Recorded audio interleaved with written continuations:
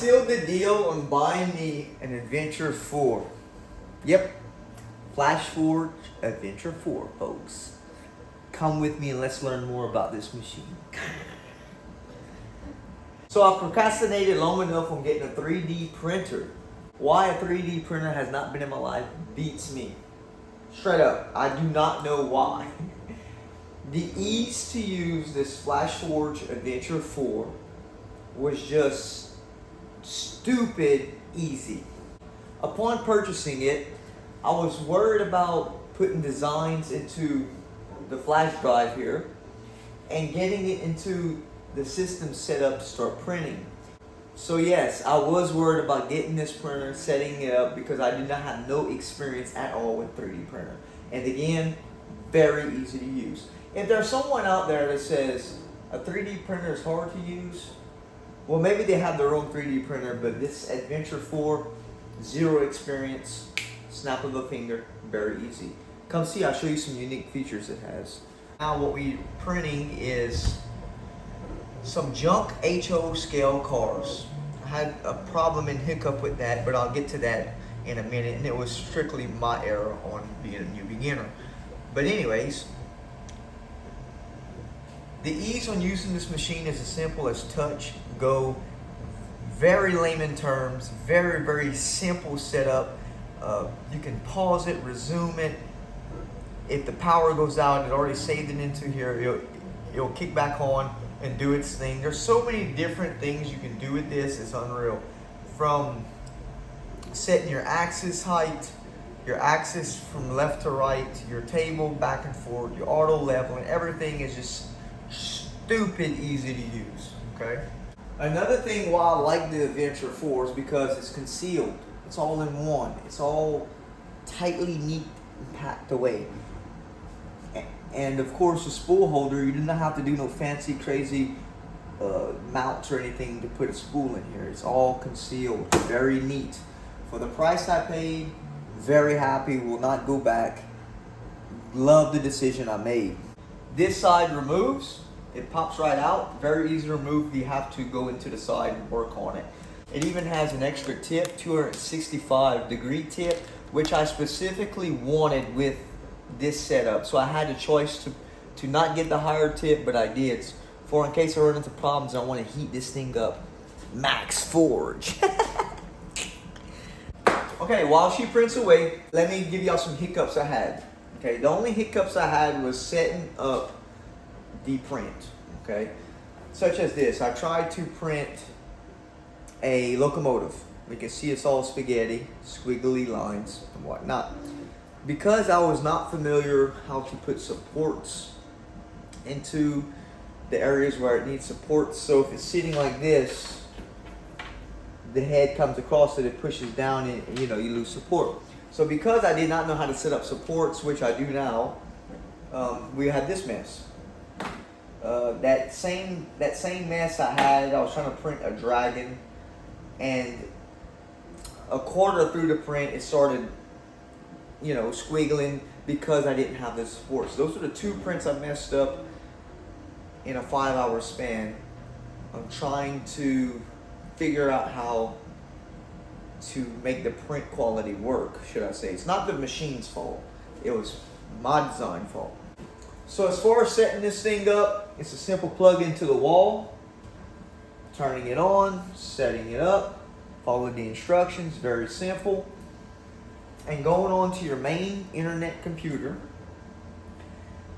installing Flash Print into your computer, which does not take long. And once you finish installing the program Flash Print, you put your flash drive into the computer, go to Thingiverse, look to see what you want to print. It's all free. Upload that, what you want to print, into the Flash Print. Very simple. I thought this was hard, but it's not. Upload that into the Flash Print, okay? Do everything you want to do in there. And you save it. Once you get done, you save it, you upload it, and save it to your flash drive. You name it whatever you want to name it so you can get an easier reference. And once you do that, pop it out your computer, stab it into the Adventure 4 here, go into the touch screen, it'll identify what you just loaded up into your flash drive and press build. That simple. Yep, that's simple. So right now we're running a 221 degree temp. It looks like it's bonding really, really well at that 221. In fact, you can see on the front, the locomotive, it was a beautiful bond, very strong bond. Just wherever I did not have supports, I screwed up.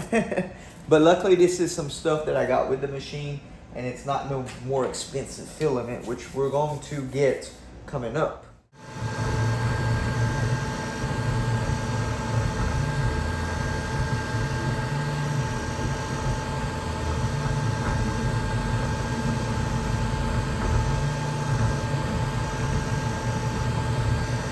So transitioning while we're almost done with our prints.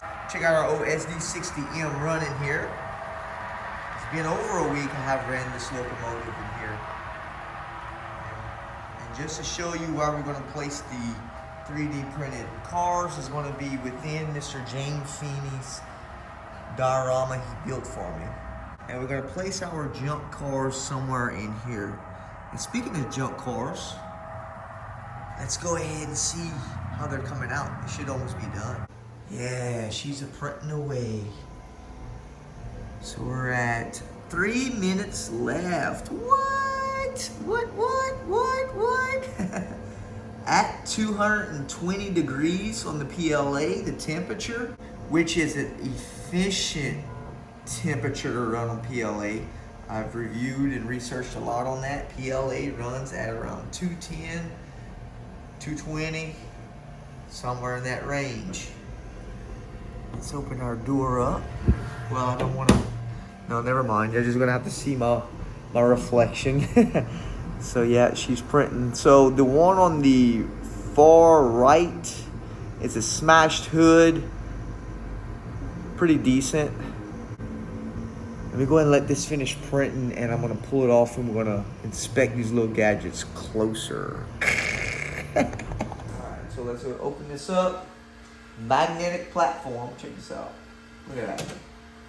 A little warm. I set it a little high, but it's not, you know, still touched. It's not terribly hot. Okay. So being that it's enclosed, this is going to benefit the heat and printing time. Okay. So that's the initial. Awesome. This car came out outstanding with them tires and rims details. So yeah, it has a little extrusion on the lines, but that does not bother me. By the time I paint this gray with a filler paint, we should be okay. So let's pop this off. All right, so there we go. One's off. All right, we're gonna pop this little piece off if we can. Will it pop? Yeah. Look at that, real simple. One little car. Look how beautiful. I did not have to go buy these. Isn't that nice? So compared to a locomotive, there you go. HO scale, baby. Same thing. Okay. What? Like Velcro? Look at that. That one's a crushed top. We'll add some detail in here. Ugly details, so not a whole lot of detail on that one. Okay.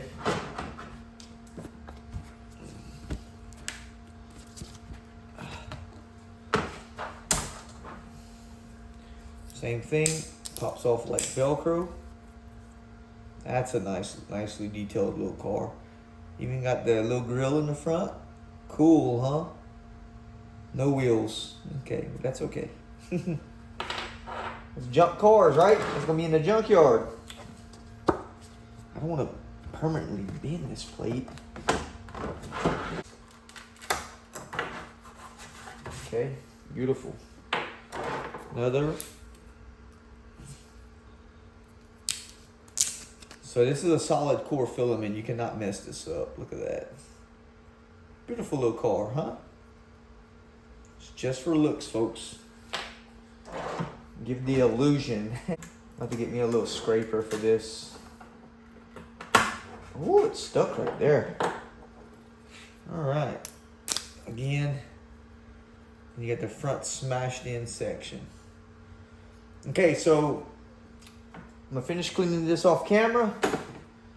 There's our first little full test prints that we got done. This is the mess. Okay. These are the first full little prints. Look at that. This is my favorite car. So I may do some more like these. So I'm about to resume printing on some more detailed cars, but this was my first batch I found and wanted to print off my very first print. So if you like these videos, please like and subscribe, folks. Thank you for coming back, and I hope this gave you some answers about 3D printing. They have tons of other videos out there, and this is only one in a million to help solidify your choice on buying a 3D printer. Thank you for watching, and I'll catch you in the next one.